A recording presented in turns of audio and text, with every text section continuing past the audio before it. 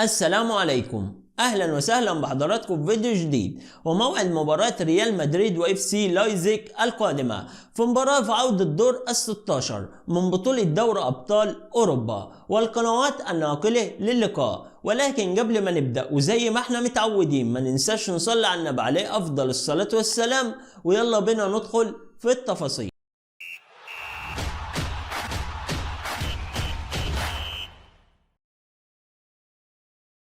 أهلا بكم من جديد. وموعد المباراة والقنوات الناقلة بعد الفوز على فريق لايبزيج الألماني في مباراة ذهاب دور ال16 من بطولة دوري أبطال أوروبا بنتيجة 1-0. إن شاء الله هيواجه نادي ريال مدريد نادي اف سي لايبزيج الألماني في مباراة في عودة دور ال16 من بطولة دوري أبطال أوروبا 2024. المباراة هتكون يوم الأربعاء المقبل الموافق 6 مارس 2024 6/3/2024. المباراة هتكون الساعة 9 مساء بتوقيت تونس والمغرب والجزائر، الساعة 10 مساء بتوقيت القاهرة والسودان، 11 مساء بتوقيت السعودية والعراق، 12 صباحا بتوقيت الإمارات وقطر. إن شاء الله سوف تبث المباراة عبر قناة بي إن سبورت اتش دي 3، القناة الحاصلة على بث حقوق المباراة. وبكده نكون وصلنا لنهاية الفيديو من موعد المباراة والقنوات الناقلة. ما تنساش تدعمنا بلايك وتشترك في القناة وتفعل الجرس